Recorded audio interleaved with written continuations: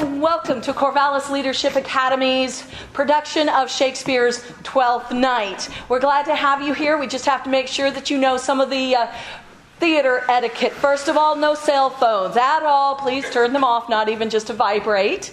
Thank you. Don't use them as cameras. Don't use them as video cameras either. Number 2, no food or drink in the theater, please. And number 3 is no flash photography. We do have the event being filmed already, and there will be an opportunity to take pictures after the show. Then if you have children who become disruptive, please just take them right on out to the foyer. I also have to mention that this area here is not play space. During the intermission or after the show either, we do have some of our cast members using this space and stairs and such. So other than that, do enjoy the show. Thank you for coming.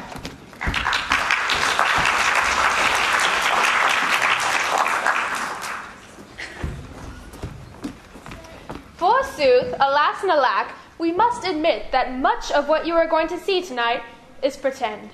There are 2 pretendings we would like to make you aware of.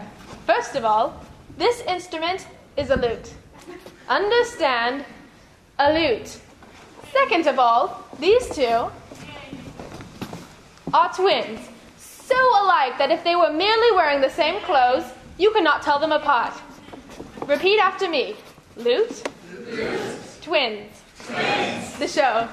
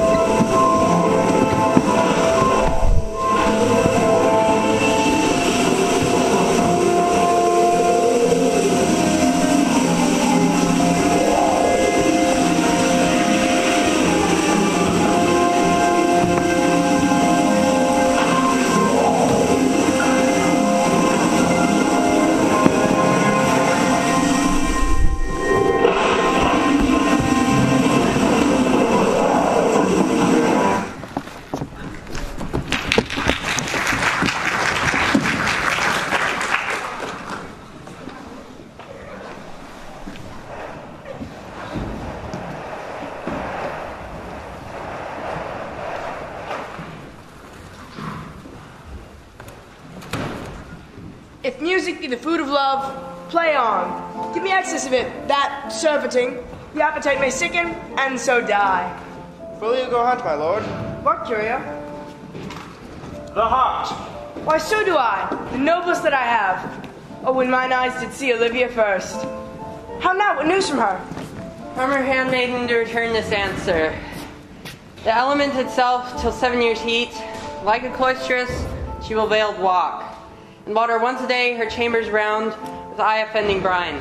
All this to season brother's dead love, which she would keep fresh and lasting in her sad remembrance.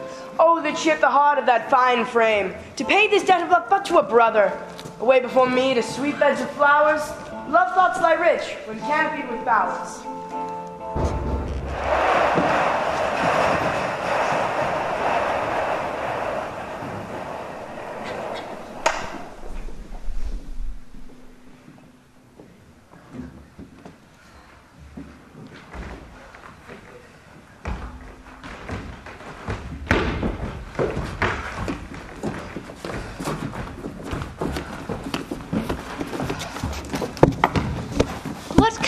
Friends, is this?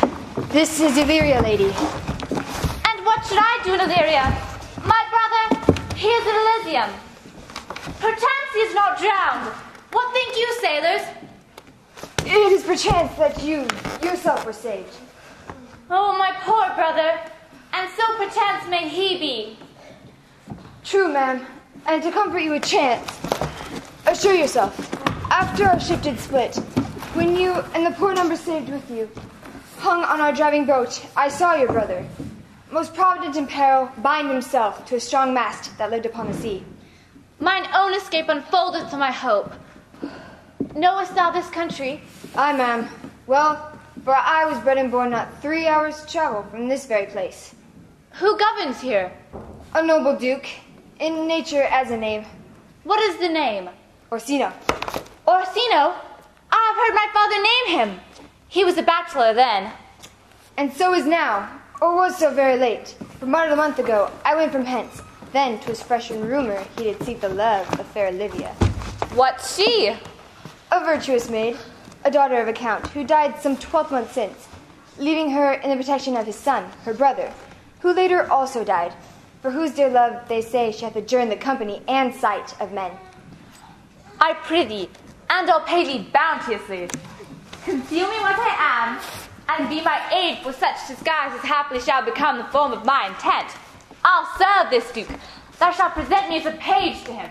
It may be worth thy pains, for I can sing and speak to him in many sorts of music. That will allow me very worth his service. Be you his page, and your mute I'll be.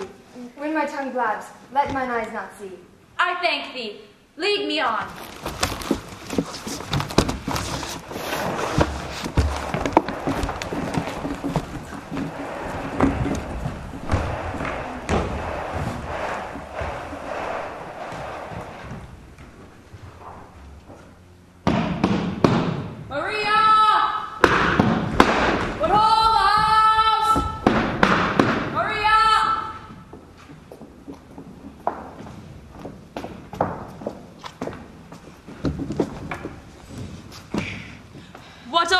Means my niece to take the death of her brother thus. I'm sure care is an enemy to life. By my troth, Sir Toby, you must come in earlier a night. Your cousin, my lady, takes great exceptions in your ill hours. Why, let her accept before accepted. Aye, but you must confine yourself into the modest limits of order. Confine? I'll confine myself no finer than I am. These clothes are good enough to drink in, and so be these boots too. And if they be not, let them hang themselves in their own straps. That quaffing and drinking will undo you. I heard my lady talk of it just yesterday. And of a foolish knight you brought here one night to be her wooer. Who? Sir Andrew Aguecheek? Nay, he. Why, he has 3,000 ducats a year. And he'll have but a year in all those ducats. He's a very fool and prodigal. By this hand, they are scoundrels and subtractors that say so of him. Who are they? They that add. Moreover, he's drunk nightly in your company. With drinking healths to my niece. I'll drink to her as long as there is passage in my throat, and drink in Illyria. Why, here comes Sir Andrew Agueface. Sir Toby Belch! How now, Sir Toby Belch? Sweet Sir Andrew. Bless you, fair shrew. My name is Maria, sir. Good Mistress Maria. Fare you well, gentlemen. O knight, thou lackest a cup of canary. When did I see thee so put down? Never in your life, I think, unless you see canary put me down. Methinks sometimes I have no more wit than a Christian or an ordinary man has. But I'm a great eater of beef, and I believe that has harmed my wit. No question. Faith, I'll home tomorrow, Sir Toby. Your niece will not be seen, or if she be, it's 4 to 1 she'll none of me. The Count himself here hard by woos her. She'll none of the Count. She'll not match above her degree neither in estate, years, nor wit. I've heard her swear it. Tut, there's life in it, man. I'll stay a month longer. I'm a fellow of the strangest mind in the world. I delight in masks and revels, sometimes altogether. What is thy excellence in a galliard, knight? Faith, I can cut a caper. And I can cut a mutton to it. And I think I have the back trick sickly as strong as any man in Illyria. Wherefore these things hid? Wherefore these gifts are curtained before 'em?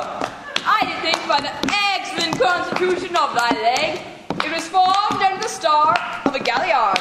Aye, 'tis strong, and does indifferent well in a flame-colored stock.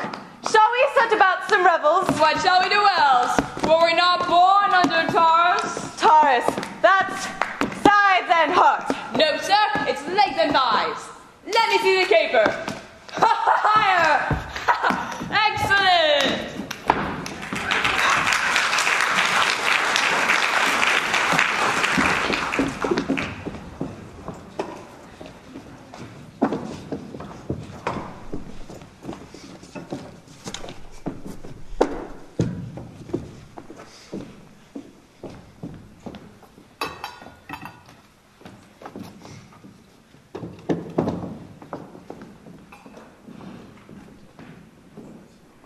If the Duke continue his favors towards you, Cesario, you're like to become much advanced. Already he's known you but 3 days, and you are no stranger. I thank you. Here comes the Duke.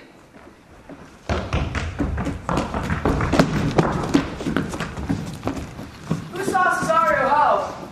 On your attendance, my lord, here. Stand you a while aloof, Cesario. Thou knowst no less but all. I have unclasped to thee the book of even my secret soul. Therefore, good youth, address thy gate to her. Stand at her doors until there thy fixed foot shall grow to the hub audience.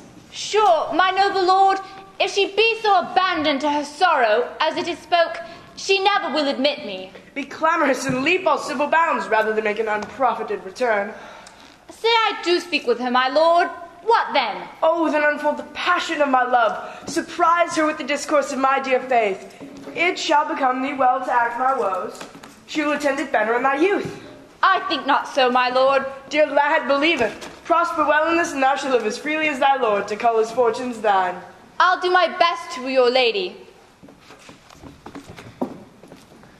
Yet a baleful strife, whoe'er I will, myself would be his wife.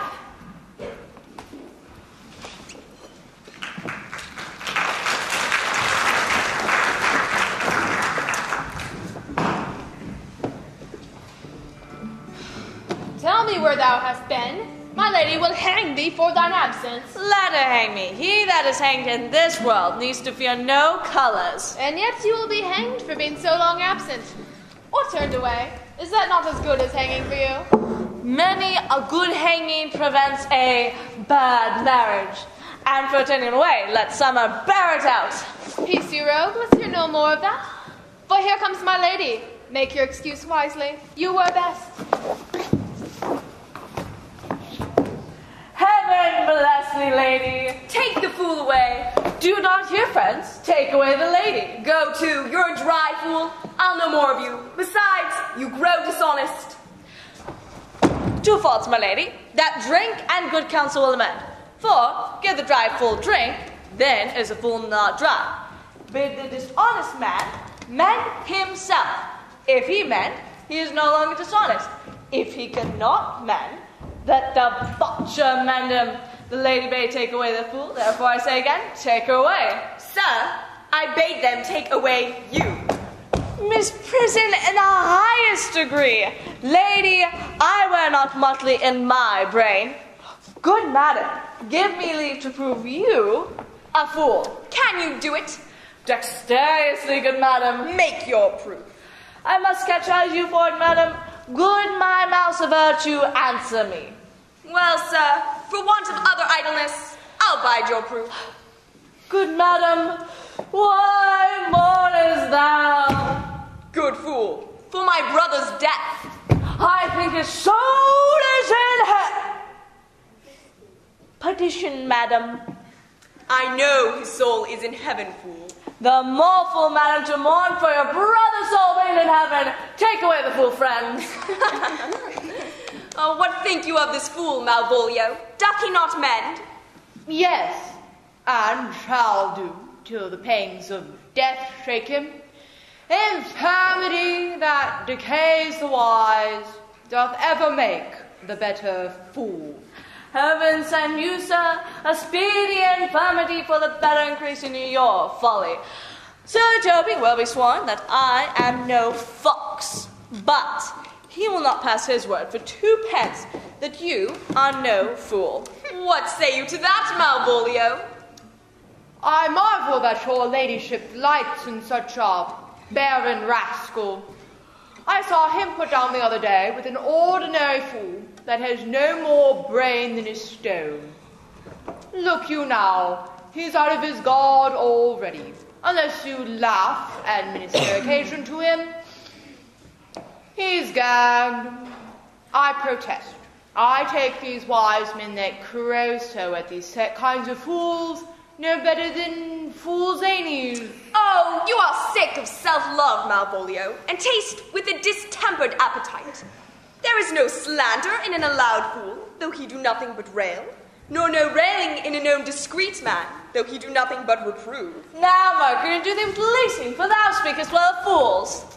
Madam, there is at the gate a young gentleman with much desires to speak with you. From the Count Orsino, is it? I know not, madam. 'Tis a very young man and well attended. Who of my people hold him in delay? Sir Toby, madam, your kinsman. Fetch him off, I pray you. He speaks nothing but madman. Fie on him. Go you, Malvolio. If it be a suit from the Count, I am sick or not at home, or what you will, to dismiss it. Now you see, sir, how your fooling grows old, and people dislike it. Thou hast spoke for us, madam, as if thy eldest son should be a fool, whose skull Joe crammed with brains, for here he comes. One of thy kin has a most weak pia mater. By mine honor, half drunk. What is he at the gate, cousin? A gentleman. A gentleman. What gentleman? 'Tis a gentleman here. Oh, a plague o' these pickled herring. How now, sot? Good Sir Toby. Cousin, how have you come so early by this lethargy? Lechery? I defy lechery. There's one at the gate. Ay, Mary, what is he? Let him be the devil an he will. I care not. Give me faith, say I. Well, it's all one. What's a drunken man-like fool? Like a drowned man, a fool, and a madman. One rout above heat makes him a fool, the second mads him, and the third drowns him. Go you and seek the crowner. Let him sit to my cuz, for he's in the 3rd degree of drink. He's drowned. Go, look after him. He is but mad yet, madam, and the fool shall look to the madman. Madam, yon young fellow swears he will speak with you. I told him you are sick. He seems to understand as much, and therefore comes to speak with you. I told him you were asleep. He seems to have foreknowledge of that too, and therefore comes to speak with you. What is to be said to him, lady? He is fortified against any denial. Tell him he shall not speak with me. Has been told so. And he says he'll stand at your gate like a sheriff's post and be supported to a bench. But he'll speak with you. What kind of man is he? A very ill manner. He'll speak with you, will you or no? Of what personage and years is he? Not old enough for a man, nor young enough for a boy. Let him approach. Call my gentlewoman. Gentlewoman! My lady calls. Come, give me my veil. Throw it to my face. We'll once more hear Orsino's embassy.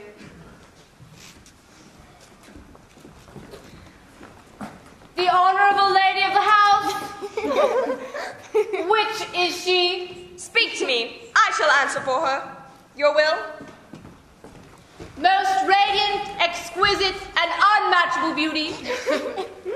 I pray you, tell me if this be the lady of the house, for I never saw her. I would be loath to cast away my speech, for besides that it is excellently well penned, I have taken great pains to con it. Whence came you, sir? I can say little more than I have studied, and that question's out of my part. Good gentle one, give me modest assurance, if you be the lady of the house, that I may proceed in my speech. Are you a comedian? No, my profound heart. And yet, by the very fangs of malice, I swear I am not that I play. Are you the lady of the house? If I do not usurp myself, I am. Most certain. If you are she, you do usurp yourself. For what is yours to reserve is not yours to bestow. But this is from my commission.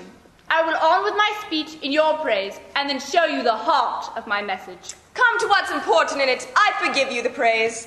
Alas, I took great pains to study it, and 'tis poetical. 'Tis the more like to be feigned. I pray you, keep it in. I heard you were saucy at my gates. Will you hoist sail, sir? Here lies your way. No, good swabber, I'm to hull here a little longer. Some mollification for your giant sweet lady.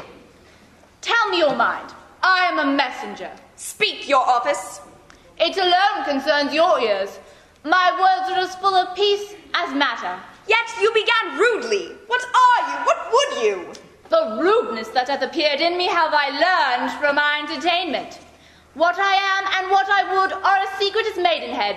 To your ears, divinity. To any others, profanation. Give us the place alone. We will hear this divinity. Now, sir, what is your text? Most sweet lady. A comfortable doctrine. Where lies your text? In Orsino's bosom. In his bosom? In what chapter of his bosom? To answer by the method in the very first of his heart. Oh, I have read it. It is heresy. Have you no more to say? Good madam, let me see your face. Have you any commission from your lord to negotiate with my face? You are now out of your text. But we will draw the curtain and show you the picture. Look you, sir, such a one I was this present. Is it not well done? Excellently done, lady. You are the cruelest she alive if you will lead these graces to the grave and leave the world no copy. I will not be so hard-hearted. I will give out divers schedules of my beauty. It shall be inventoried, and every particle and utensil labeled to my will. As, item, 2 lips, indifferent red. Item, 2 gray eyes with lids to them. Item, 1 neck, 1 chin, and so forth. Were you sent hither to praise me? I see what you are. You are too proud. My lord and master loves you. How does he love me? With adorations, fertile tears, with groans that thunder love, with sighs of fire. Your lord does know my mind. I cannot love him. Yet I suppose him virtuous, know him noble, a gracious person, yet I cannot love him. He might have took his answer long ago. If I did love you in my master's flame, in your denial I would find no sense. I would not understand it. Why? What would you? Make me a willow cabin at your gate. Write loyal canons of condemned love and sing them loud, even in the dead of night. You might do much. What is your parentage? Above my fortunes, yet my state is well. I am a gentleman. Get you to your lord. I cannot love him. Let him send no more. Unless, perchance, you come to me again to tell me how he takes it. Very well. I thank you for your pains. Spend this for me. I'm no feed post, lady. Keep your purse. My master, not myself, lacks recompense. Farewell, fair cruelty. I am a gentleman. I'll be sworn thou art. Thy tongue, thy face, thy limbs, actions, and spirit do give thee fivefold blazon. How now? Even so quickly must one catch the plague? Methinks I feel this youth's perfections with invisible and subtle stealth to creep in at mine eyes. Well, let it be! What ho, Malvolio! Madam, at your service. Run! After that same peevish messenger, the county's man. He left this ring with me. Would I know, tell him I'll none of it. If that the youth will come this way tomorrow, I'll give him reasons for it. Hide me, Malvolio! Madam, I will. I do I know not what, and fear to find mine eye too great a flatterer for my mind. Fate, show thy force, ourselves we do not owe. What is decreed must be, and be this so.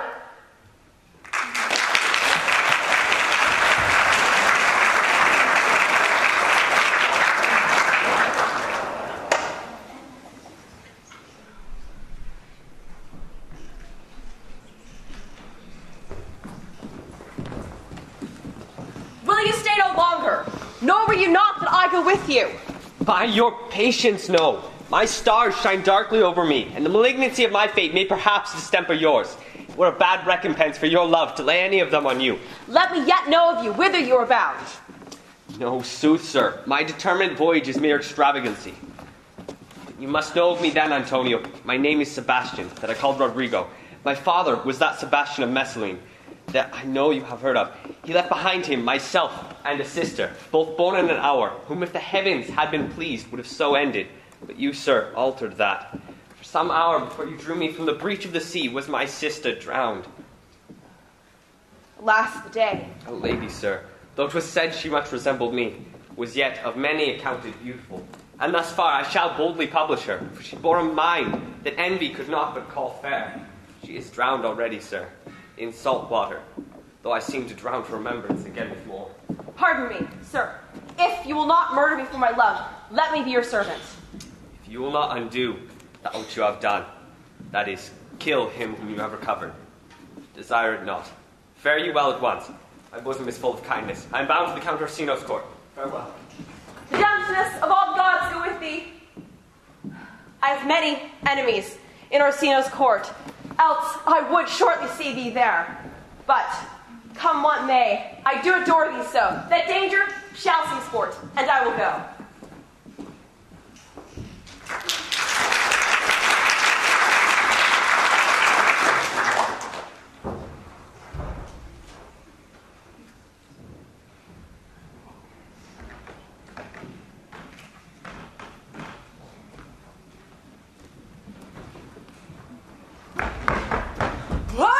Even now with the Countess Olivia?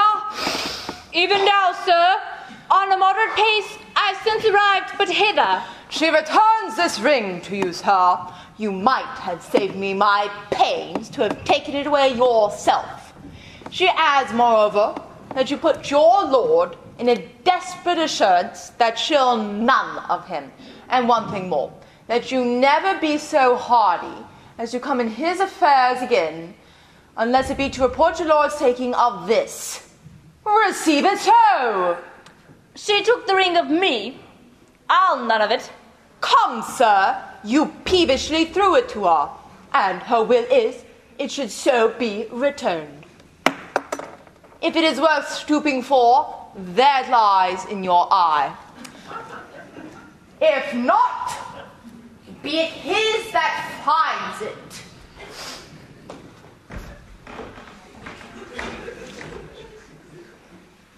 I left no ring with her. What means this lady? Fortune forbid my outside have not charmed her. She made good view of me.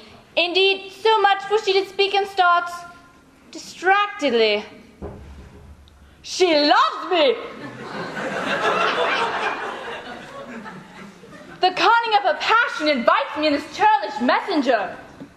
How will this badge? My master loves her dearly, and I, poor monster, fond as much on him. And she, mistaken, seems to dote on me. What will become of this? As I am man, my state is desperate for my master's love. As I am woman, now, alas the day, what thriftless sigh shall poor Olivia breathe? Oh, time, thou must untangle this knot I. It is too hard a knot for me to untie.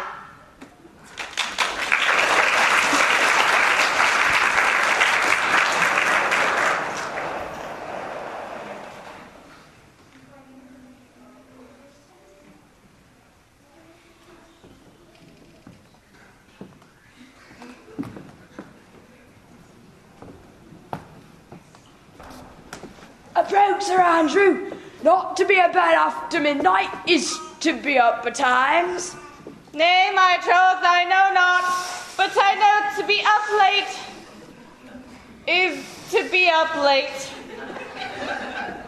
To be up after midnight and to go to bed then is early, so to go to bed after midnight is to go to bed betimes. Does not our life consist of the four elements?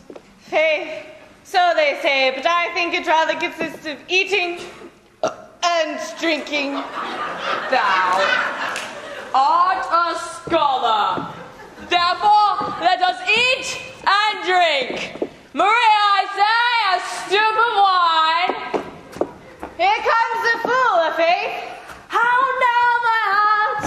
Did you never see the picture of we three? Welcome, dolt. Now, let's have a catch. Here's a 6 for you. Let's have a song. There's a tester with me too. If one night's Would you have a love song or a song of good life? A love song, a love song.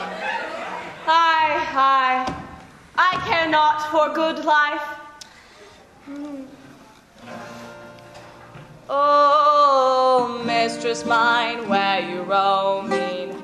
Oh, stay and hear your true love's coming, that can sing both high and low. Trip no further, pretty sweeting journeys end, and lovers meeting every wise man's son doth know. Excellent, good faith. Good. What is love? 'Tis not hereafter, present mirth and present laughter.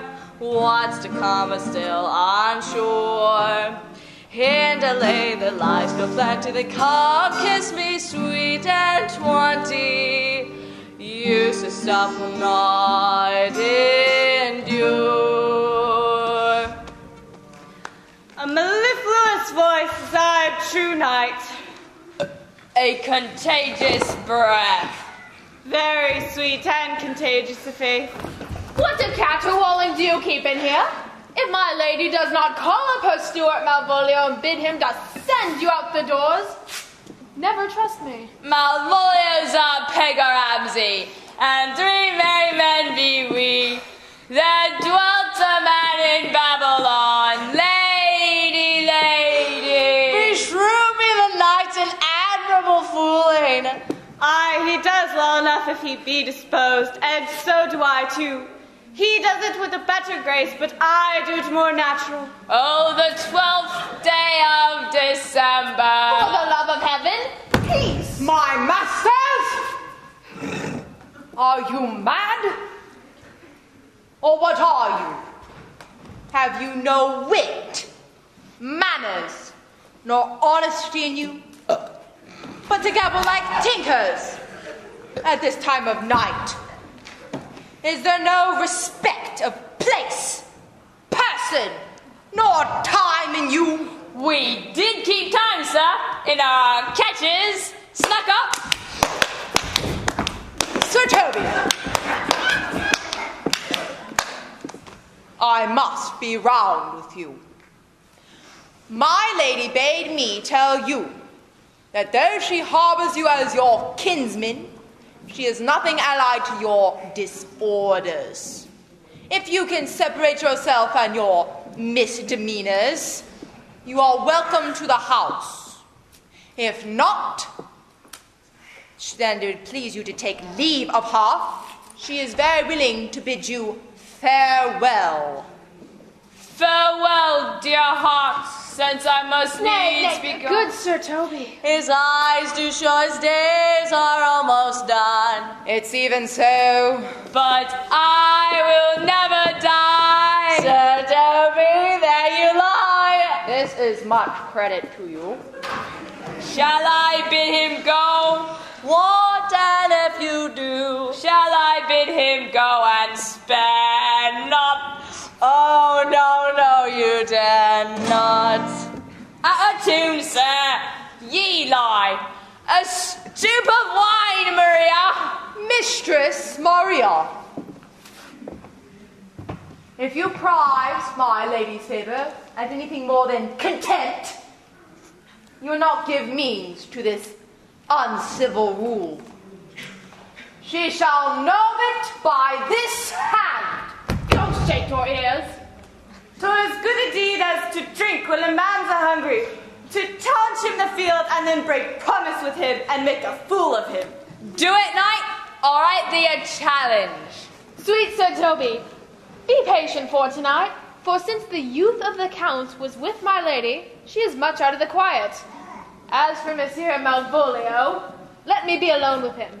If I do not gull him into a neighwood and make him a common recreation, do not think I have enough wit to lie straight in my bed.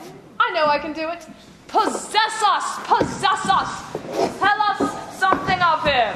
So crammed he thinks with excellencies that it is in his grounds of faith to think that all that look upon him love him. It is on this wise that my revenge will take notable cause to work. What wilt thou do? I will drop in his way some obscure epistles of love, wherein, by the color of his beard, the shape of his leg, the manner of his gait, and the expression of his eye, forehead, and complexion, he shall find himself most feelingly personated. I can write very much like your niece, and on a forgotten matter, we can hardly make distinction of our hands. Excellent! I smell a device. I have it in my nose too.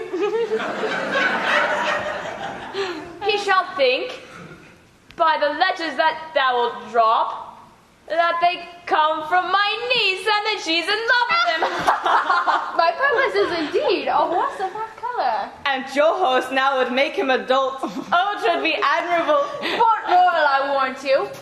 I will plant you two, and let the fool make the third, where he shall find the letter. Observe his construction of it. For this night, to bed, and dream of the event. Farewell.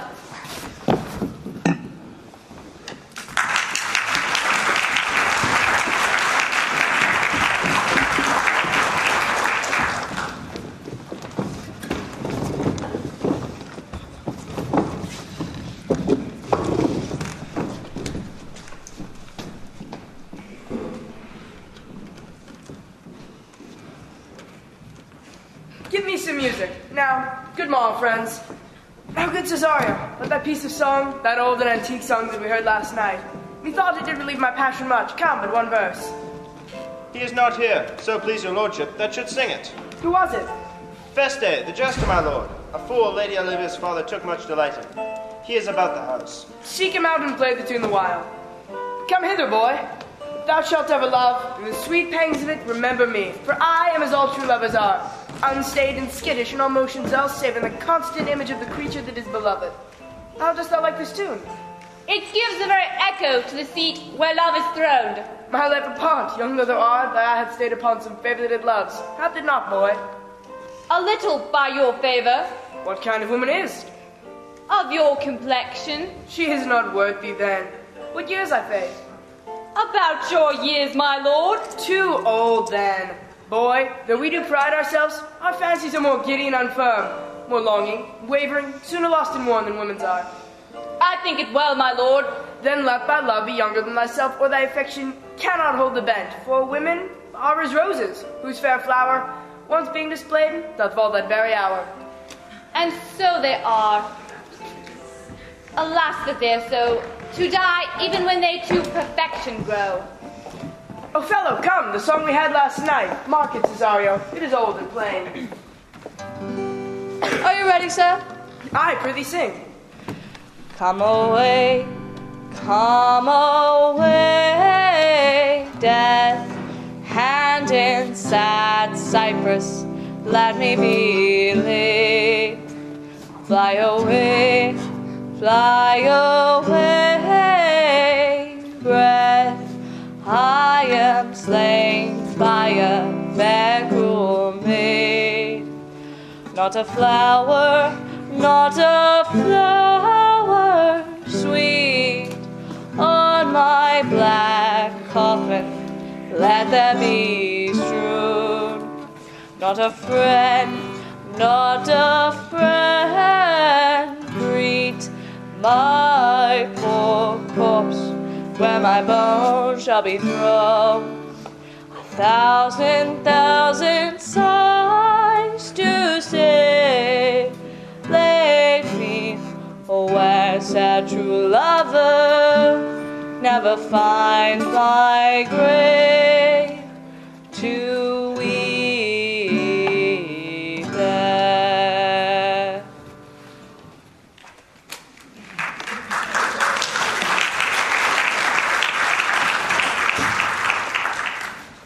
here is for thy pains.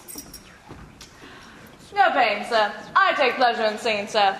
I'll pay thy pleasure then. Truly, sir, and pleasure will be paid one time or another. Give me now leave to leave thee. Now the melancholy Jove protect thee, and the tailor make thy doublet of changeable taffeta. Farewell. Once more, Cesario, get thee to Samion's sovereign cruelty. Tell her my love, more noble than the world, prizes the part that fortune hath bestowed on her. But if she cannot love you, sir, it cannot be so answered. Sooth, but you must. Say that some lady, as perhaps there is, hath for your love a great pang of heart as you have for Olivia. You cannot love her, you tell her so. Must she not then be answered? There are no woman's sides can buy the beating of so strong a passion as love doth give my heart. No woman's heart, so big to hold so much. They lack retention. Alas, their love may be called appetite. Make no compare between a love a woman can bear me and that I owe Olivia. Aye, but I know.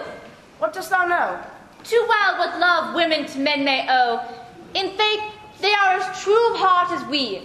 My father had a daughter, loved a man, as it might be, perhaps, were I a woman, I should your lordship. And what's her history? A blank, my lord. She never told her love, but let concealment like a worm, i' the bud, feed on her dim aft cheek. She sat like patience on a monument, smiling at grief. Was not this love indeed? And died your sister for love, my boy? I am all the daughters of my father's house. And all the brothers too, and yet I know not. Sir, shall I to this lady? Aye, that's the theme. Give her this jewel, say. My love will hold no place, bide no delay.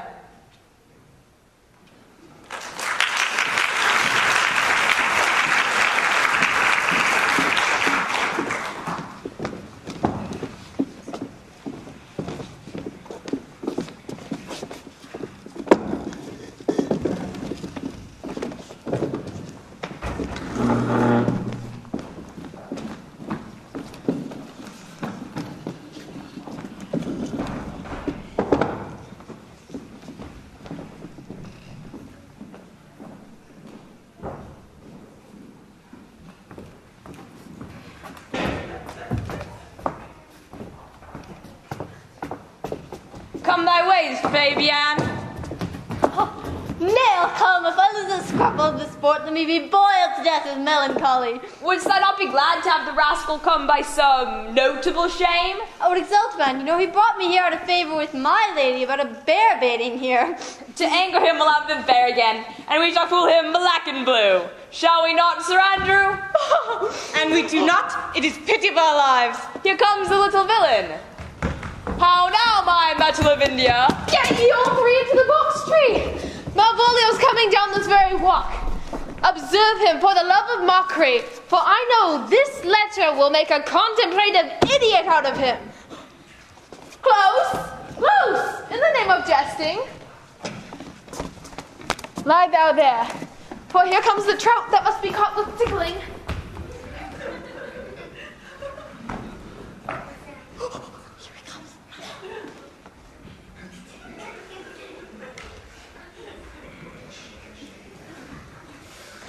'Tis but fortune, all is fortune. Maria once told me she did affect me, and I heard her come thus near that, should she fancy, it should be one of my complexion.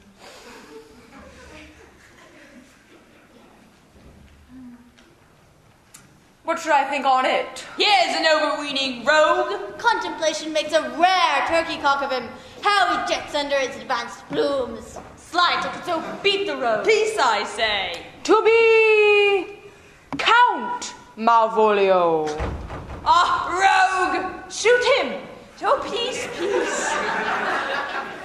Having been 3 months married to her, sitting in my state, Over a stone road I hit him in the eye. calling my officers about me in my branched velvet gown, having come from a daybed where I've left Olivia sleeping. Fire and brimstone! And perchance wind up watch, or play with some rich jewel.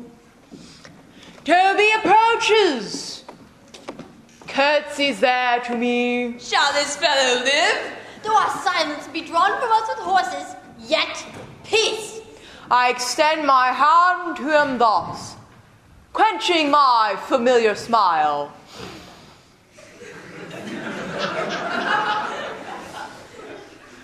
With an austere regard of control. And does not Toby take your blow of the lips then? Saying, Cousin Toby, my fortunes having cast me on your niece, give me this prerogative of speech. What? You must amend your drunkenness. Oh, stab! Nay, patience, or will break the sinews of our plot. Besides, you waste the treasure of your time with a foolish knight. That's me, I warrant you. One Sir Andrew. I knew it was I, for many you call me fool. What employment have we here? Now is the woodcock near the gin? Oh, peace, and the spirit of humor intimate, reading aloud to him. By my life, this is my lady's hand. These be her very C's, her U's, and her T's, and thus makes she her great P's. It is, in contempt of question, her hand. To the unknown beloved, this and my good wishes, her very phrases. To whom should this be? This wins him liver and all. Jove knows I love, but who? Lips do not move, no man must know. No man must know? What follows? If this should be the Malvolio. Marry hang thee, Brock. I may command where I adore, but silence like a lucrous knife, with bloodless stroke my heart doth gore. M-O-A-I doth sway my life. A fustian riddle. Excellent wench, say I. M-O-A-I doth sway my life. Nay, but first, let me see. Oh, what dish of poison she has dressed him. And with what wing the Daniel checks at it. I may command where I adore. Why, she may command me, I serve her, she is my lady. But what should that alphabetical position portend? If I can make that resemble something in me. M. O. A. I? Oh, I make up that he is now on a cold scent. Souter will cry upon it for all this, so he be as rank as a fox. M. Malvolio. M.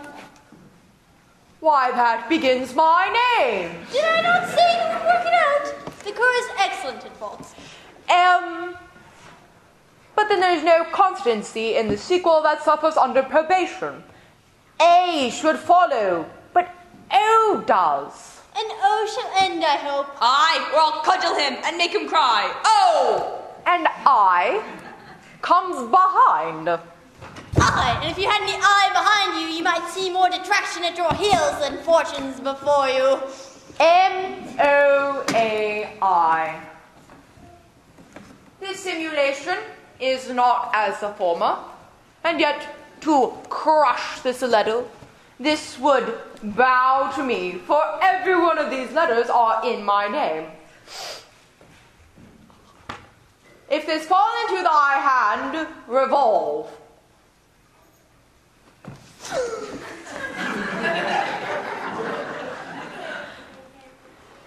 In my stars I am above thee, but be not afraid of greatness. Some are born great, some achieve greatness, and some have greatness thrust upon them. Cast thy humble slough and appear fresh. Be opposite with kinsmen, surly with servants. She that advises thee thus sighs for thee. Remember who commended thy yellow stockings, and wish to see thee ever cross-gartered? I say, remember, farewell. She that would alter services with thee the fortunate unhappy. Daylight and champagne discovers not more. This is open. I will be proud. I will baffle Sir Toby. I will wash off gross acquaintance. For every reason excites me to this, that my lady loves me. She did commend my yellow stockings of late. She did praise my legs being cross-gartered. And in this she manifests herself to my love, with a kind of injunction that drives me to these habits of her liking. Here's yet a postscript. Thou canst but choose, know who I am. If thou entertainest my love, let it appear in thy smiling. Thy smiles become thee well. Therefore, in my presence still smile, dear my sweet, I prithee. Jove, I thank thee, I will smile.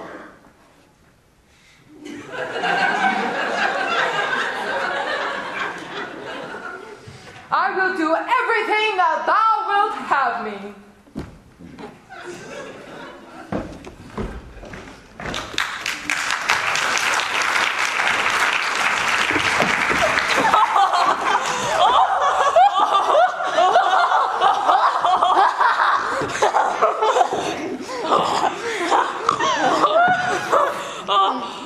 I would not give my part of the sport for a pension of 1,000 to be paid from the soapy. I couldn't marry this wench for this device. So could I too. I'd ask no other dowry with her, but such another jest. Nor I neither. Here comes my noble gull catcher. Shall I play my freedom at trade-ship and become thy bond slave? If faith or I either. For thou hast put him in such a dream that when the image of it leaves him, he must run mad. Nay, but say true. Does it work upon him? Like Aquavita with a midwife. If you will then see the fruit of the sport, mark his first approach before my lady. He will come before her in yellow stockings, 'tis the color she abhors, and they will be cross-gartered, 'tis the fashion she detests, and he will smile upon her. If you will then see it, follow me. To the gates of Tata, thou most excellent devil of wit. I'll make one too.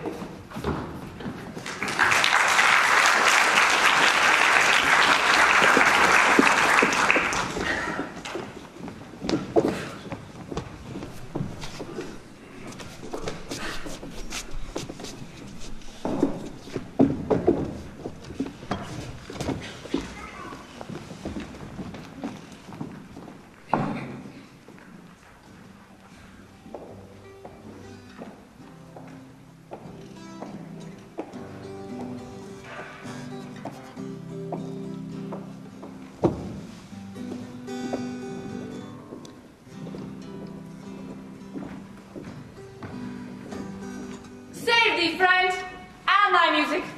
Dost thou live by thy lute? No, sir. I live by the church. Art thou a churchman? No such matter, sir. I do live by the church, for I do live at my house, and my house does stand by the church. So thou mayest say the king lies by a beggar, if a beggar dwell near him. Or the church stands by thy lute, if thy lute stand by the church. You have said, sir, to see this age, a sentence is but a chivalrous glove to a good wit. How quickly the wrong side may be turned outward. Art not thou the Lady Olivia's fool? No, indeed, sir. The Lady Olivia has no folly. She will keep no fool, sir, till she be married. I am indeed not her fool, but her corrupter of words. I saw thee late at the Count Orsino's. Foolery, sir, does walk about the all, like the sun, it shines everywhere. I would be sorry, sir, but the fool should be as oft with your master as with my mistress. I think I saw your wisdom there. Nay, and now pass upon me. I'll no more with thee. Behold, there's expenses for thee. Now, Jove and his next commodity of hair, send thee a beard. By my troth, I'll tell thee I am almost sick for one, though I would not have it grow on my chin. Is thy lady within? My lady is within, sir. I will construe to them whence you come, who you are, and what you would out of my welcome. I might say element, but the word is overworn. This fellow is wise enough to play the fool, and to do that well craves a kind of wit. He must observe their mood, on whom he justs, the quality of persons, and the time. This is a practice as full of labour as the wise man's art. For folly that he wisely shows his fit, but wise men, folly thong, quite taint their wit. Save you, gentlemen. And you, sir? Et vous, monsieur? Et vous aussi, your servant. I hope so you are, and I'm yours. Will you encounter the house? My niece is desirous you should enter, if your trade be to her. She is the list of my voyage.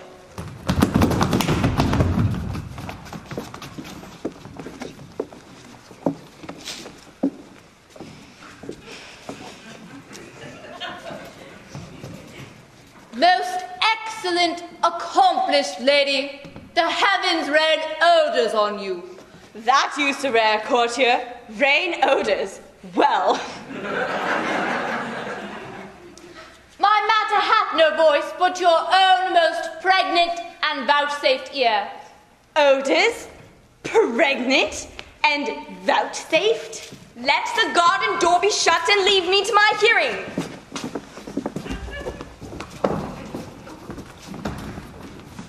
My duty, madam, and most humble service. What is your name, sir? Cesario's your servant's name, fair princess.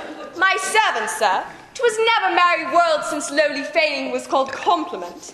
Your servant to the Duke Orsino, youth. He is yours, and his must needs be yours. Your servant's servant is your servant, madam. For him, I think not on him. Would his thoughts were blanks rather than filled with me. Madam, I come to whet your gentle thoughts on his behalf. I pray you, I bade you never speak of him again. But would you undertake another suit? I would rather you solicit that than music from the spheres. Dear lady, give me leave, I pray you. I did send after your last enchantment here, a ring in chase of you. So did I abuse myself, my servant, and I fear you. What might you think? I pity you. That a degree to love? No, not a grise, for 'tis a vulgar proof that very oft we pity enemies. You'll nothing, madam, to my lord by me. Stay, I prithee tell me what thou thinkst of me. That you do think you are, not what you are. If I think so, I think the same of you. Then think you right, I am not what I am. I would you were as I would have you be. Would it be better, madam, than I am? I wish it might, for now I am your fool. Oh, what a deal of scorn looks beautiful in the contempt and anger of his lip. Cesario, I love thee so. Do not exhort thy reasons from this clause. For that I woo, thou therefore hast no cause, but rather reason thus with reason fetter. Love sought is good, but given unsought better.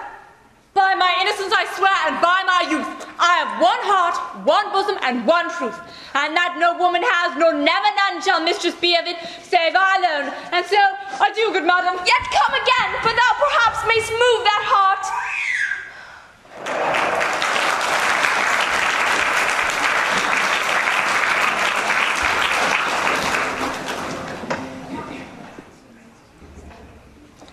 No, Faith, I'll not stay a jot longer. Thy reason, dear Venom, give thy reason. You must need yield your reason, Sir Andrew. Mary, I saw your niece do more favors to the Duke's serving man than she ever bestowed upon me.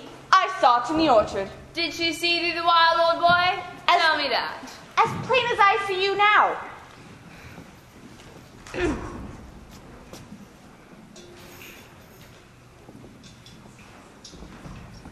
This is a great argument of love in her toward you. Slight, will you make a dolt, Toby? I will prove it legitimate, sir, upon the oaths of judgment and reason. And they have been grand jurymen since before Noah was a sailor. She did show favor in the youth, in your sight only, to awaken your dormouse valor, to put fire in your heart and brimstone in your liver. You should have then beat the youth into dumbness. This was looked for by your hand, and this was balked. You are now sailed into the north of my lady's opinion, unless you do redeem it by some laudable attempt of either valor or policy.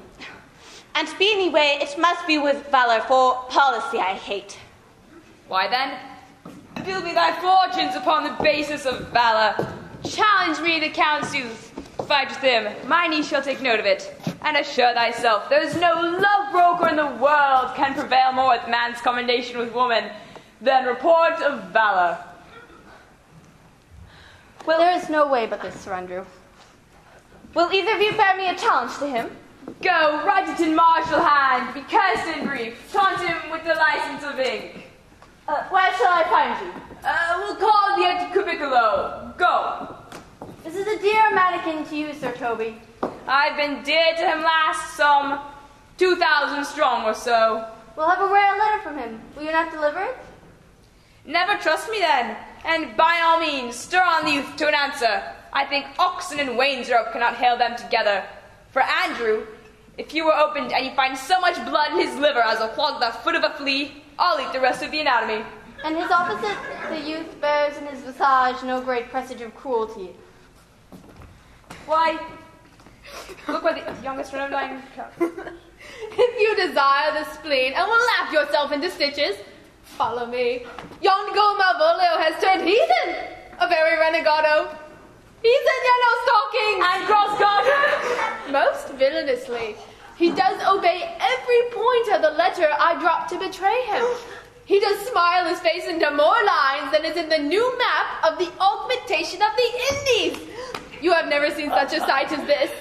I can hardly forbear hurling things at him. And I know my lady will smack him, but if she does, he will merely smile and take it for great favor. Come bring us where he is.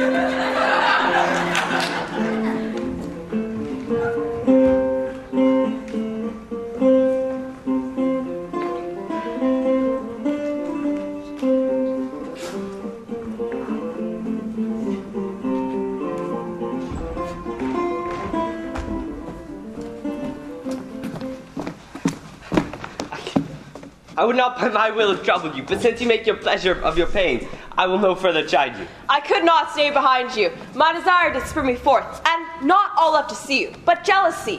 What might befall your travels? Being skilless in these parts, which to a stranger often prove rough and unhospitable. My kind Antonio, I can no other answer make but thanks. Were my worth as my conscience firm, you shall have better dealing. What's to do? Shall we go see the relics of this town? Tomorrow, sir. Best first go see your lodging. I am not yet weary, and 'tis long till night. I pray you, let us satisfy our eyes on the memorials and things of fame that renown this city. Would you'll pardon me? I do not, without danger, walk these streets. Once, in a sea fight against the Count, his galleys, I did some service of such note indeed that, were I taken here, it would scarce be answered. Belike you slew a great many of his people. The offense was not of such bloody nature. I might have since been answered and repaid what we took from them, which, for traffic's sake, most of my city did. Only myself stood out, for which, if I be left in this place, I shall pay dear. Do not then walk too open. It doth not fit me. Hold, sir. Here's my purse. In the south suburbs at the Elephant is best to lodge. I will speak our diet, will see you beguile the time, and feed your knowledge with viewing of the town. There you shall have me. Why your purse? Happily your eye shall light upon some toy of desire to purchase. And your store, I think, is not for idle market, sir. I'll be your purse bearer then, and leave you for an hour. To the Elephant. I do remember.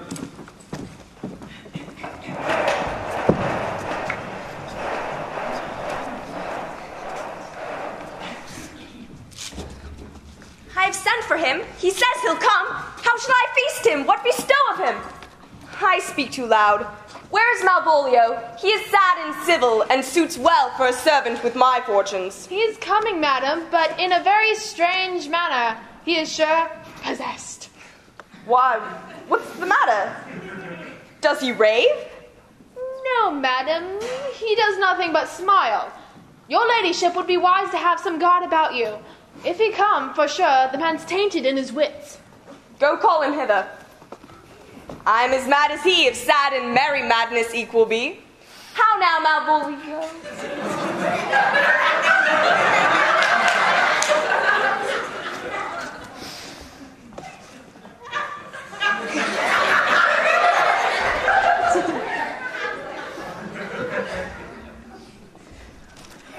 Sweet lady!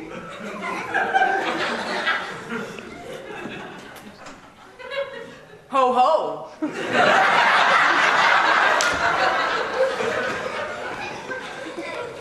Smilest thou? I sent for thee upon a sad occasion. Sad lady? I could be sad. This does cause some obstruction in the blood, this cross-gartering.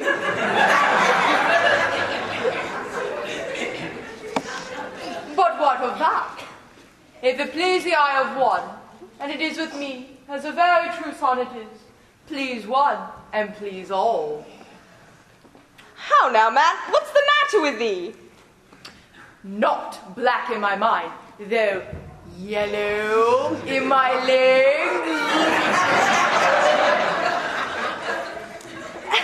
Why dost thou smile and kiss thy hand so oft? How do you, Malvolio? At your request, yes. Nightingales answer dolls. Why do you appear in this ridiculous boldness in front of my lady? Be not afraid of greatness. 'Twas well writ. What meanest thou by that, Malvolio? Some are born great. Some achieve greatness. What sayest thou? And some have greatness thrust upon them. Heaven restore thee!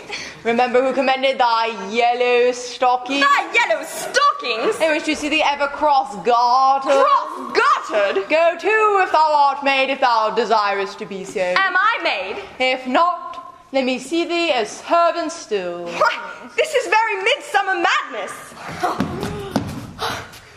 Good madam, the young gentleman of Count Orsino's has returned. I can hardly entreat him back. He attends your ladyship's pleasure. I'll come to him. Good Mistress Maria, let this fellow be looked to. Where is my cousin Toby? Let some of my people have a special care of him.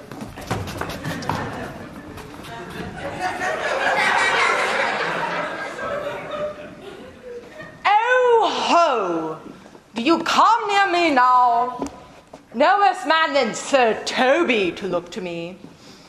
This concurs directly with the letter, that she sends him on purpose, that I might appear stubborn to him, for she incites me to that in the letter. Why, everything adheres together, that no dram of a scruple, no scruple of a scruple, no obstacle, no uncredulous or unsafe circumstance. What can be said? Nothing that can come between me and the full prospect of my hopes. Oh. Here he is, here he is. How is it with you, sir? How is it with you, ma'am? Go off. I discard you. Let me enjoy my private. Go off. Lo, how hollow the fiend that speaks within him. Did not I tell you? Sir Toby, my lady prays you have a care of him. Aha! Does she so? Go to, peace, peace. We must deal gently with him. Let me alone with him. How do you do, Malvolio? How's it with you? What, man? Defy the devil. Consider he's an enemy to mankind. Do you know what you say? Law you, and you speak ill of the devil. Pray he be not bewitched. Prithee, hold thy peace. This is not the way. Do not see you move him. Let me alone with him. No way but gentleness. Gently, gently. The fiend is rough and will not be roughly used. Why, how now, my barcock? How dost thou chuck? Sir! I biddy, come with me. What, man? 'Tis not for gravity to play at cherry pit with Satan. Hang him, foul collier. Get him to say his prayers, Sir Toby. Get him to pray. My prayers? Minx! Now I warn you, he will not hear of any godliness. Go hang yourselves all. You are idle, shallow things. I am not of your element.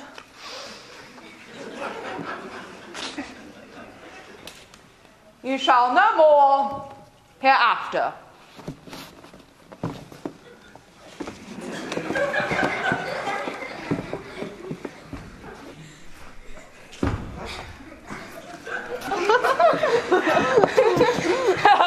Is it possible? If this were played upon a stage, I would condemn it a most improbable fiction.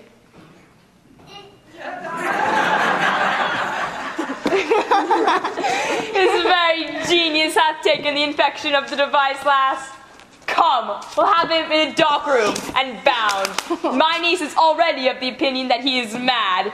We may carry it thus, for our pleasure and his penance. But see. More matter for a May morning. Here's the talent. Read it. Want, there's vinegar and pepper in it. Is it so saucy? Aye, if I want him to, but read. Give me. Youth, whatsoever thou art but a scurvy fellow. Good and valiant.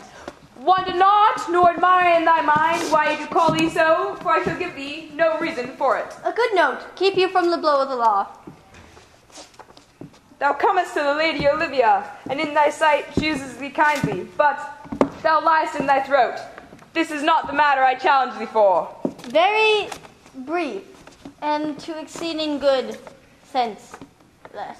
I will waylay thee in going home, where, if it be thy chance to kill me, thou killest me like a rogue and a villain. Still keep you on the windy side of the law. Good. Fare thee well, and heaven have mercy upon one of our souls.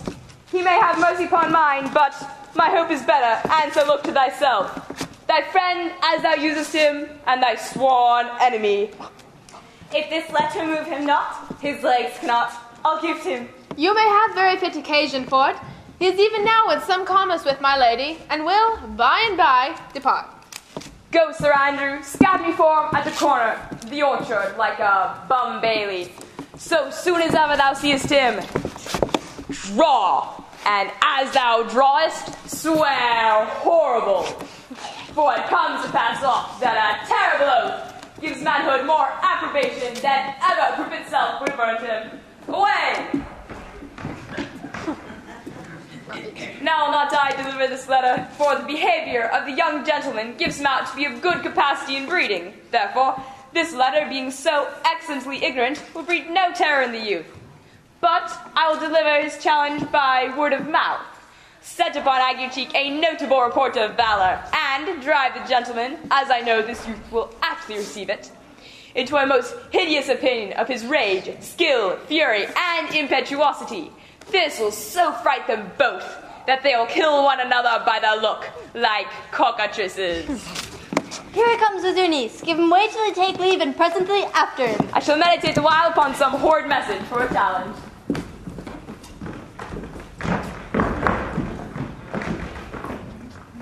I have said too much unto a heart of stone, and laid mine honor too unchary out. With the same behavior that your passion bears, goes on my master's grief. Here, wear this jewel for me. 'Tis my picture, and I beseech you, come again tomorrow. What shall you ask of me that I'll deny? That honor saved may on asking give? Nothing but this, your true love for my master. How with mine honor can I give him that which I have given you? I will acquit you. Well, come again tomorrow. Fare thee well.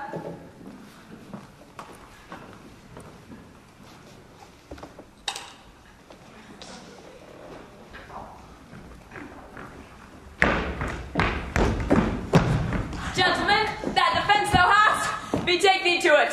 Of what nature the wrongs are thou hast done him, I know not. But thy interceptor, full of despite, bloody as the hunter, attends thee at the orchard end.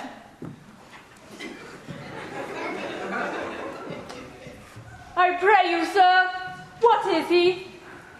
He is a knight, dubbed with unhatched rapier and on carpet consideration, but he is a devil in private brawl. Souls and bodies he hath divorced 3.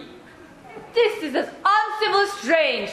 I beseech you, do me the courteous office as to know of the knight what my offence to him is. It is something of my negligence, nothing of my purpose. I will do so. Fabian, stay by this gentleman till my return.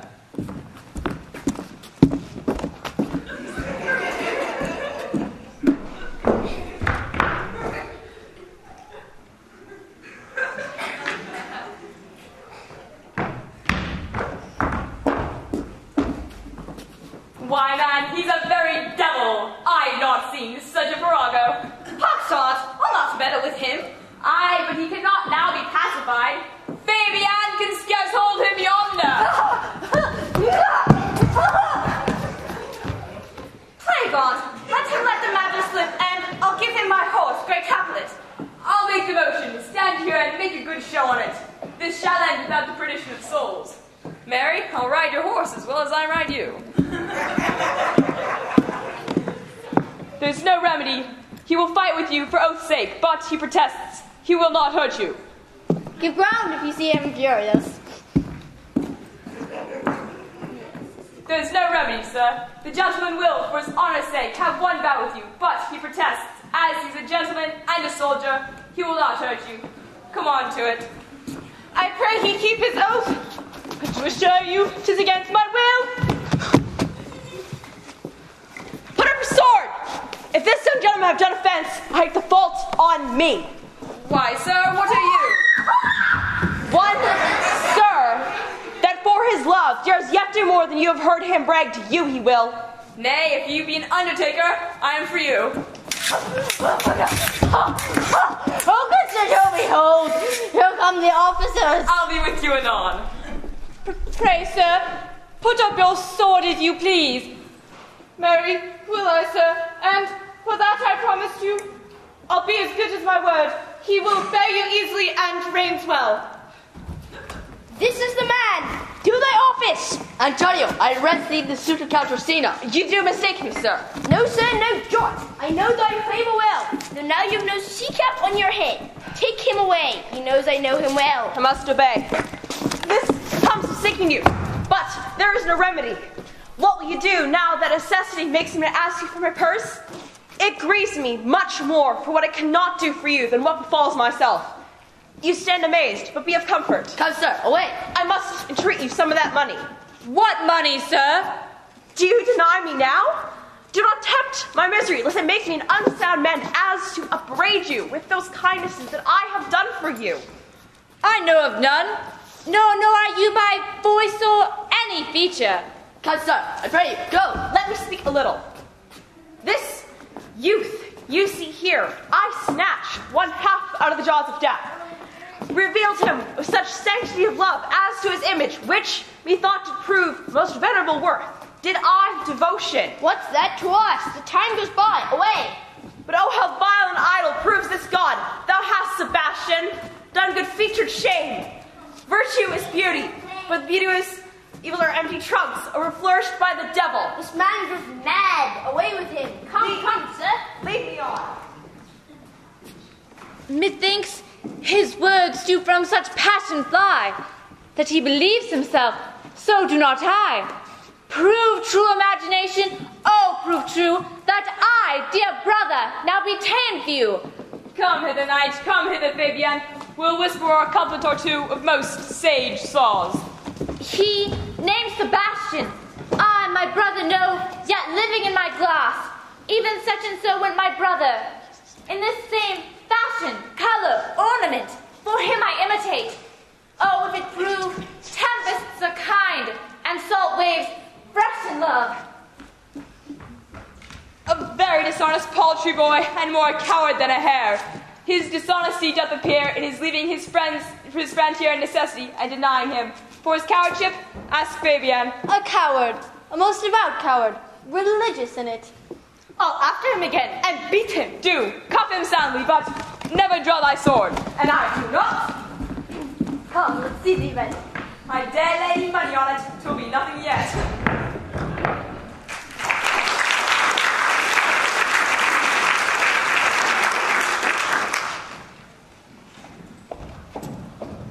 Why you make me believe that I'm not sent for you? Go to. Thou art a foolish fellow. Well, doubt and faith, no, I do not know you, nor am I not sent to you by my lady, to bid you come speak with her, nor your name is not Master Cesario, nor this is not my nose, neither.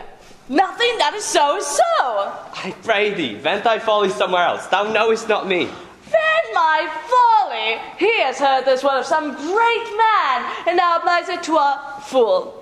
I pray thee now, ungird thy strangeness, and tell me, what shall I vent to my lady? Shall I vent to her that thou art coming? Pray thee, foolish Greek, depart from me. Now, sir, have I met you again? There's for thee. Why, there's for thee, and there. Are all the people mad? Hold, sir, or I'll throw your dagger o'er the house. Yes, well, I tell my lady straight, I will not be some of your coats for 2 pence. Come on, sir. Hold. Nay, let him alone. I'll go another way to work with him. I'll have an action of battery against him, if there be any law in Illyria, though I struck him first. Yet it's no matter for that. Let go thy hand. Come, sir, I'll not let you go. Come, my young soldier, put up your iron. You are well fleshed. Come on. I will be free from thee. If thou darest tempt me further, draw thy sword. What? Nay, then I must have an ounce or 2 of this malpoured blood from you. Hold! Toby, on thy life, I charge thee! Hold! Madam! Will it ever be thus, ungracious wretch, fit for the mountains and barbarous caves, out of my sight? Be not offended, dear Cesario.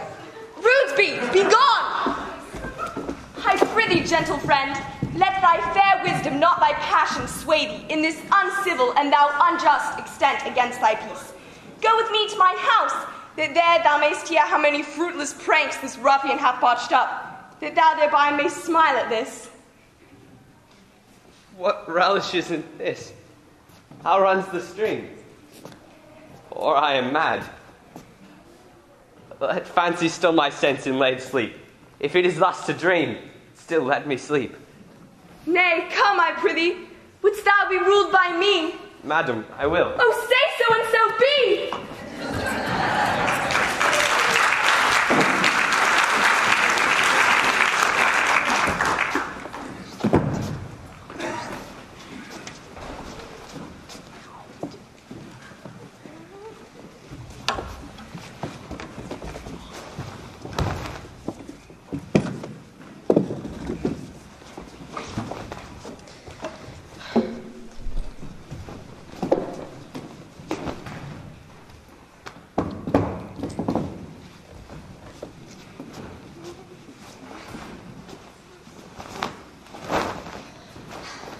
Prithee, put on this gown and this beard, and make him believe thou art Sir Topus the curate.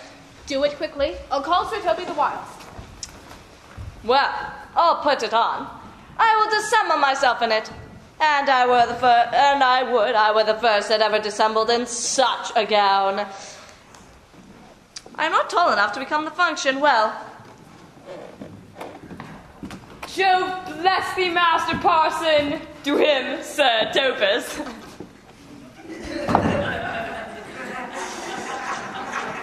What ho, I say? Peace in this prison. A knave counterfeits wealth, a good knave. Who calls there?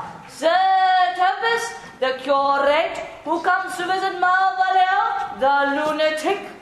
Sir Toby, good Sir Toby, go to my lady. Out, Hyperborgopine, how vexes thou this man? Talkest thou nothing but of ladies? Well said, Master Parson. Sir Toby, never was man thus wrong. Good Sir Toby, I am not mad. They have laid me here in hideous darkness. Fie, thou dishonest Satan! Sayest thou that house is dark? Yes, Sir Topius. Why, it hath bay windows transparent as barricadoes. I am not mad, Sir Topius. They have laid me here in hideous darkness. Man, thou errest. I say there is no darkness, but ignorance, in which thou art more puzzled than the Egyptians in a fog. I say this house is as dark as ignorant. And I say there never was a man so abused. I am no more mad than you are. Make the trial of it in any constant question. What is the opinion of Pythagoras concerning wildfowl?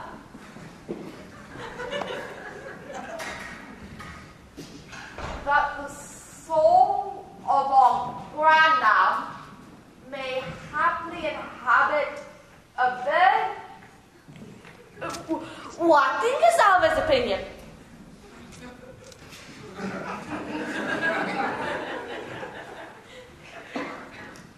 I think nobly of his soul, and no way approve of his opinion.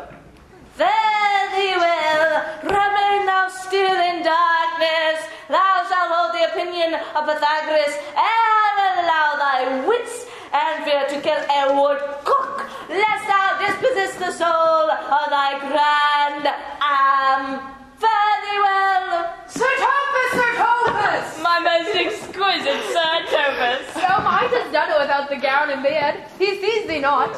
To him in thine own voice, and bring me word of how thou findest him. I would we were well rid of this knavery. If he may be conveniently delivered, I would he were, for I am now so far on offence with my niece, that I cannot pursue with any safety this sport to the upshot. Come by and by to my chamber.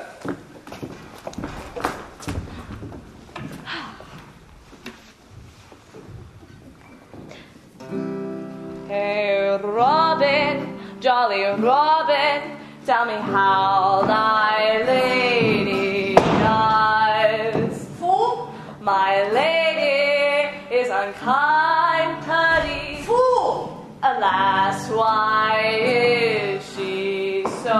Fool, I say! She loves another. Who calls her? Good fool! As thou wilt ever deserve well at my hand, hand me to candle and ink, paper and pen.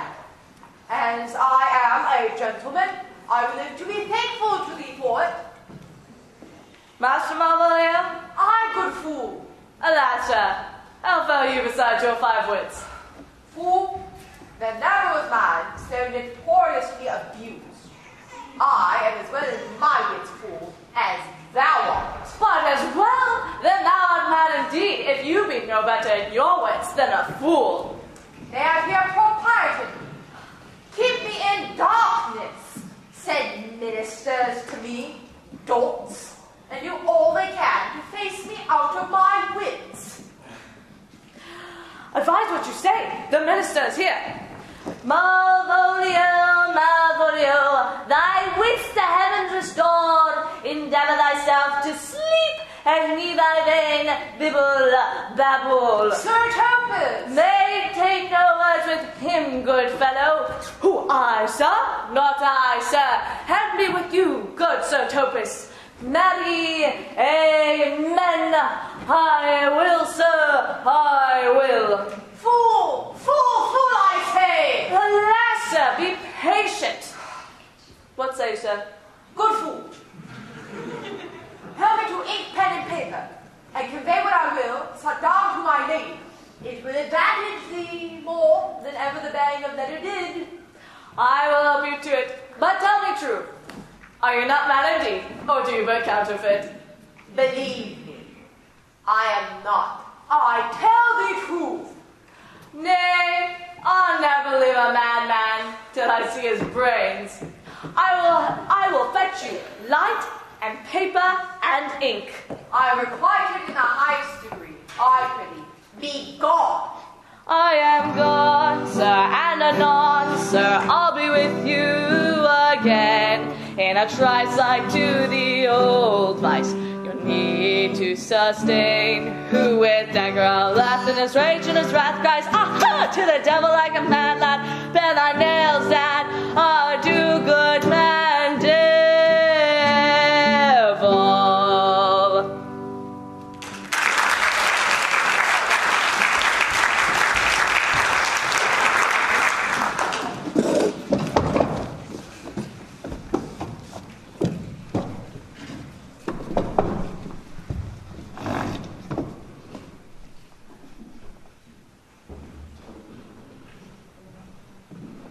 This is the air. That is the glorious sun. This pearl she gave me, I do feel it and see it. And though 'tis wonder that enwraps me thus, it is not madness. Where's Antonio then? I could not find him at the Elephant, though there he was, and there I did find this credit that he did range the town to seek me out. His counsel now might do me golden service. For though my soul disputes well my sense that this may be some error, no madness, yet doth this accident and flood of fortune so far exceed all instance, all discourse that persuades me to any other reason but that I am mad, or else the lady's mad. Yet, if 'twere so, she could not sway her house or command her followers. But here the lady comes.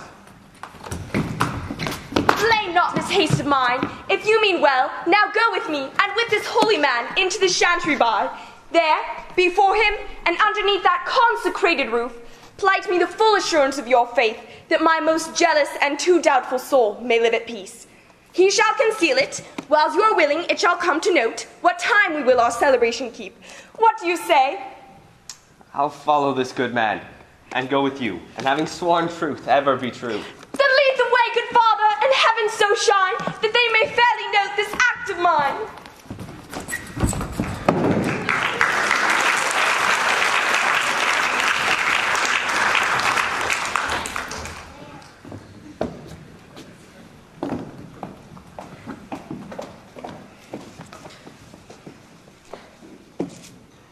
Now as thou lovest me, let me see the letter. Good Mistress Fabian, grant me another request. Anything. Do not desire to see this letter. Belong you to the Lady Olivia, friends? Aye, sir, we are some of her trappings. I know thee well. How dost thou, my good fellow? Truly, sir, the better for my foes and the worse for my friends. Just the contrary. The better for thy friends and the worse for their foes. No, sir, the worse. How can this be? Marry, sir, they praise me and make a dolt of me. Now my foes tell me plainly, I am a dolt. So that by my foes I profit in the knowledge, sir, of myself. And by my friends I'm abused. Why then, the better for my foes and the worse for my friends. Thou shalt not be the worse for me. There's gold. But it would be double dealing, sir. I would you could make it another. Oh, you give me ill counsel. Put your grace in your pocket, sir, this once, and let your flesh and blood obey it. I'll be so much a sinner to be a double dealer. There's another. Primo, secundo, and tertio is a good play, and the old saying is, the third pays for all. The triplex, sir, is a good tripping measure. Or the bells of St. Bennet, sir, may put you in your mind. 1, 2, 3. You can fool no more money out of me at this throw. If you will let your lady know I'm here to speak with her, and bring her along with you, it may weight my bounty further. Marry, sir, lullaby to your bounty till I come again. I go, sir, but I would not have you to think that my desire of having is the sin of covetousness. But as you say, sir, let your bounty take a nap. I will awake it anon. Here comes the man, sir, that did rescue me. That face of his I do remember well, yet last when I saw it, it was besmeared as black as Vulcan with the smoke of war. Orsino, this is that Antonio that took the phoenix and our fraught and candy. Here in the streets, just for shame and state, in private brabble did we apprehend him. He did me kindness, sir, drew on my side, but in conclusion put strange speech upon me. I know not what, 'twas but distraction. Notable pirate, thou saltwater thief, what foolish boldness brings thee to their mercies? Orsino, noble sir, be pleased that I shake off these names you give me. Antonio was never yet thief or pirate, though I confess on base and grounds enough Orsino's enemy. A witchcraft drew me hither, that most ingrateful boy there by your side. From the rude sea's rage and foamy mouth did I redeem. A wreck past hope he was. His life I gave him, and did hitherto add my love, without retention or restraint. All for his sake, in his dedication, did I expose myself, pure for his love, into the dangers of this adverse town. Sure to defend him when he was beset, where, being apprehended, his false cunning, not meaning to partake with me in danger, taught him to face me out of his acquaintance, and grew a 20-year removed thing, while one would wake. Denied me my own purse, which I had recommended to his use not a half hour before. How can this be? When came he to this town? Today, my lord. And for 3 months since, no interim, not a minute's vacancy, both day and night did we keep company. Here comes the Countess. Now heaven walks on earth. But for thee, fellow, thy words are madness. 3 months his youth attended upon me, but more than not. Take him aside. What would my lord, but that he may not have, wherein Olivia may seem serviceable? Cesario, you do not keep promise with me. Madam! Gracious Olivia. What do you say, Cesario? My lord would speak. My duty hushes me. If it be aught to the same tune, my lord, it is as fat and fulsome to mine ear as howling after music. Still so cruel? Still so constant, lord. What? To perversiveness? You uncivil lady. What shall I do? Even what it please my lord that shall become him. Hear me this, since you to non-regardance cast my faith, but by this, your minion, whom I know you love, him I swear I tenderly, dearly, him I will tear out of that cruel eye. Come with me, boy. My thoughts are ripe with mischief. I'll sacrifice the lamb that I do love, despite a raven's heart within a dove. And I, most jocund apt and willing to do him rest, 1,000 deaths would die. Where goes Cesario?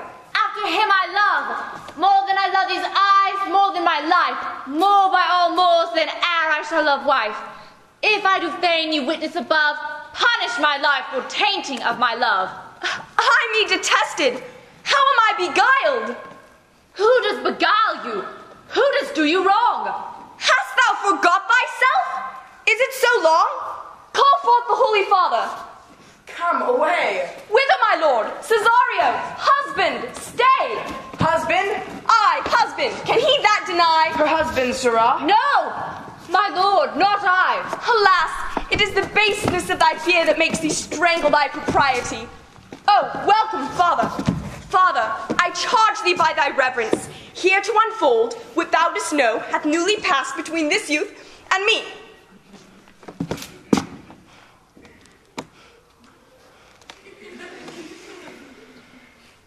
A contract of eternal bond of love,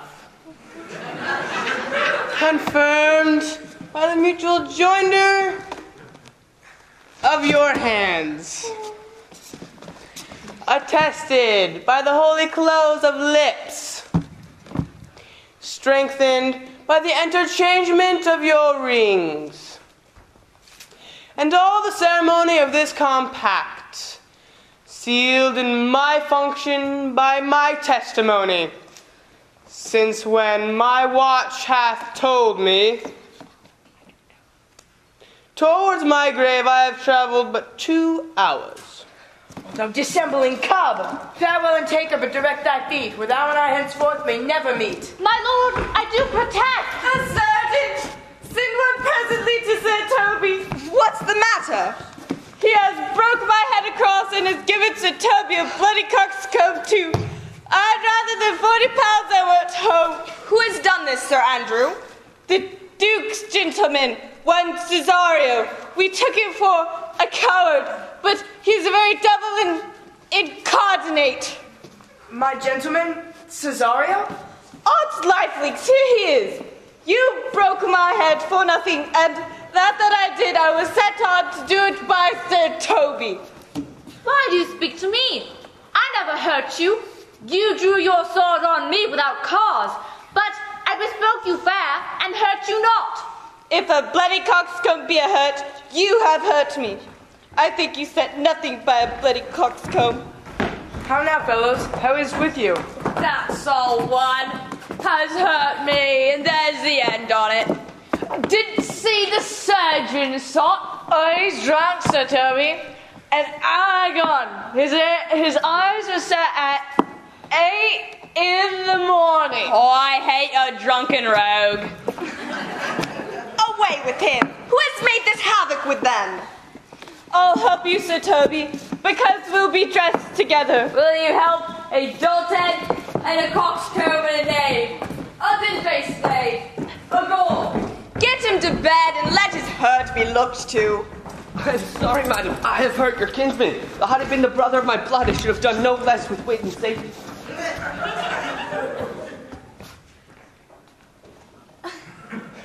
You cast a strange regard on me. And by that I do perceive it hath offended you. Pardon me, sweet one, but for the vows we made each other but so late ago.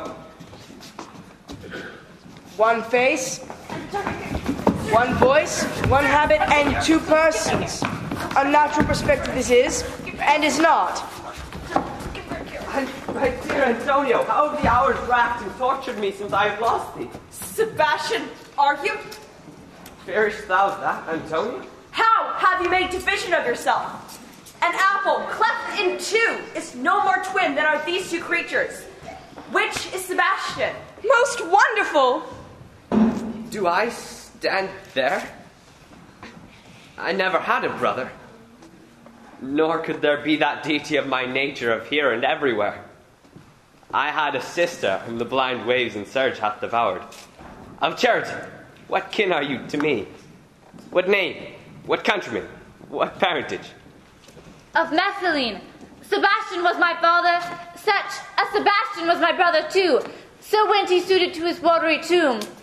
If spirits can assume both form and suit, you come to fright us.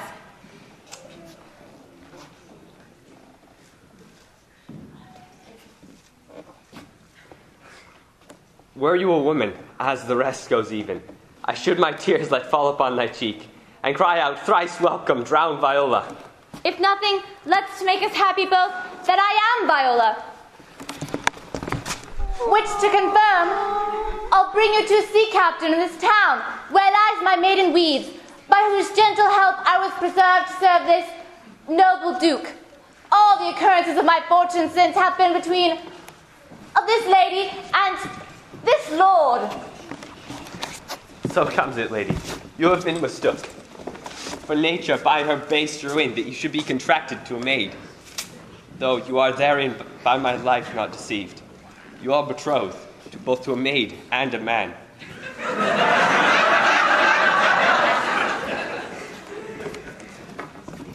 What kind of woman is? Of your complexion, my lord. And what are her years? About your years. My father had a daughter, loved a man. And what's her history? She never told her love. If this be so, as yet the glass seems true, I shall live to share in this most happy wreck. Boy, thou hast said to me 1,000 times, thou never shouldst love a woman like to me. All those swearings will I overswear, and those swearings keep as true in soul as doth that orbed continent the fire that severs day from night. Give me thy hand and let me see thee in thy woman's weeds.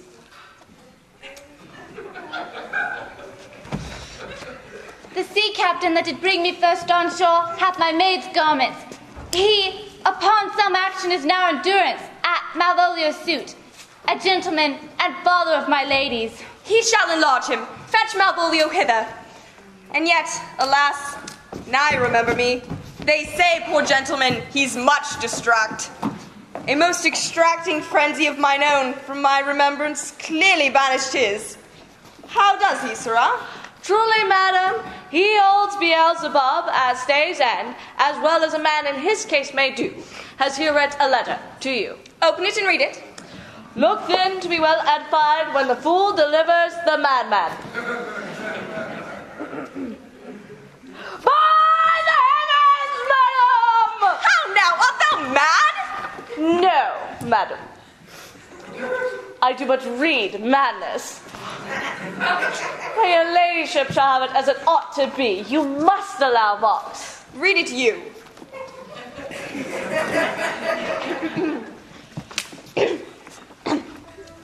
By the heavens, madam, you wrong me, and the world shall know it. I have your own letter, which induced me to the semblance I put on.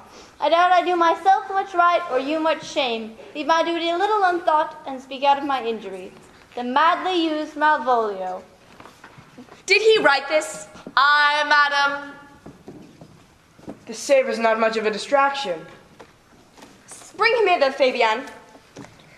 My lord, so please you, these things further thought on. To think me as well a sister as a wife. One day to crown the alliance on it, so please you.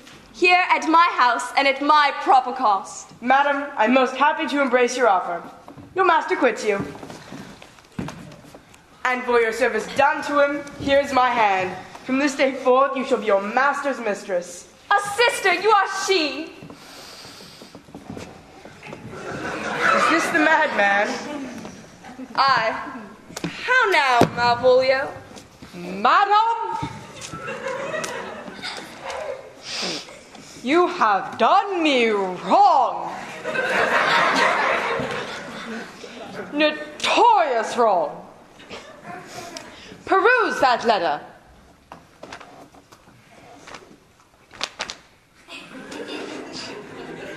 You must not now deny that it is your hand. Alas, Malvolio, this is not my writing, though I confess, much like the character, but out of question, 'tis Maria's hand. And now I do bethink me it was she first told me thou wast mad, then camest in smiling, and in such forms as were presupposed upon thee in the letter. I prithee, be content. This practice hath most shrewdly passed upon thee, and when we know the grounds and authors of it, thou shalt be both the plaintiff and the judge of thine own cause. Good madam, hear me speak, and let no quarrel nor brawl come to taint the condition of this present hour. Most freely I confess, myself and Toby set up this device against Malvolio here, against some stubborn and uncourteous parts we had conceived against him.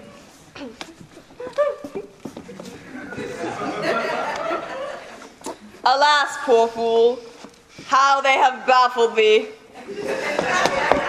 Why, some are born great, some achieve greatness, and some have greatness thrust upon them.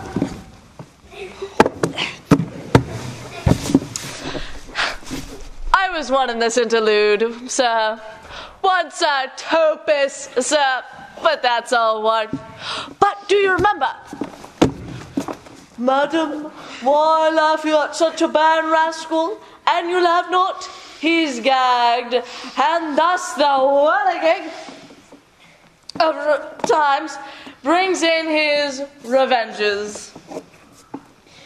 I'll be revenged on the whole pack of you. He hath been most notoriously abused. Pursue him and entreat him to a peace. He hath not told us of the captain yet. Cesario, come, for so you shall be while you are a man, but when other habits you are seen, Orsino's mistress and his fancy's queen.